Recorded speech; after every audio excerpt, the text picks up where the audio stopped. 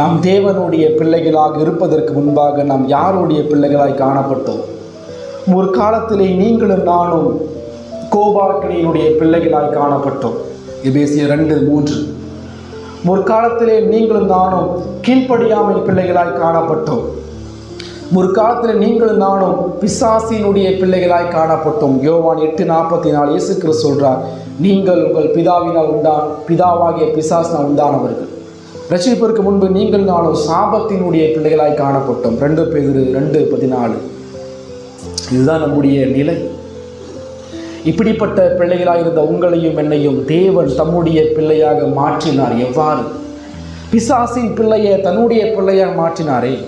தன்னுடைய கோபத்திற்குட்பட்ட பிள்ளைய, ஒரு வேசியின் பிள்ளைய, ஒரு சாபத்தின் பிள்ளைய தம்முடைய பிள்ளையாக எவ்வாறு பிதா மாற்றியிருக்கிறார்? நம்மை தேவன் தம்முடைய பிள்ளைகளாக மாற்றுவதற்கு அவர் ஒன்று செய்தார். தம்முடைய ஒரே பிள்ளையாகிய கிறிஸ்துவை சிலுவையிலே கைவிட்டார்.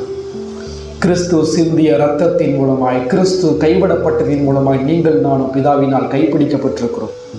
உடைய வாழ்வு எவ்விதமான நெருக்கடிகளும் பாடுகளும் நிந்தனைகளும் போராட்டங்களும் இல்லாமல் சென்று கொண்டிருக்கிறதா?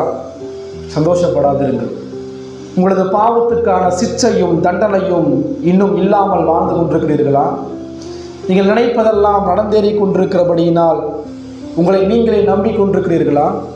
தேவனினுடைய பாவத்தை கண்டு கொள்ளாமல் இருக்கிறார். எனவே அவர் எப்போதும் மன்னிக்கிறதா இருக்கிறபடியால் நான் மனம் திரும்ப வேண்டிய அவசியம் இல்லை நினைச்சிட்டு இருக்கீங்களா?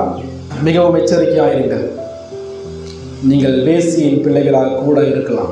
அப்படி என்றால் நீங்கள் தேவனுடைய பிள்ளையாக இல்லாமல் கூட இருக்கலாம். நீங்கள் மறுபடியும் பிறவாமலும் இருக்கலாம். நீங்கள் இன்னும் ரட்சிக்கப்படாமலும் இருக்கலாம். உபத்திரவங்களும் சிற்சைகளும் நிந்தனைகளும் துன்மார்க்கர்களும் உங்களை சூழ்ந்திருப்பதினால் தேவனுக்கு நன்றி செலுத்துங்கள். காரணம், தேவன் உங்கள் பிதாவாக இருக்கிறார் என்பதற்கான அடையாளங்கள் தான் அவைகள்.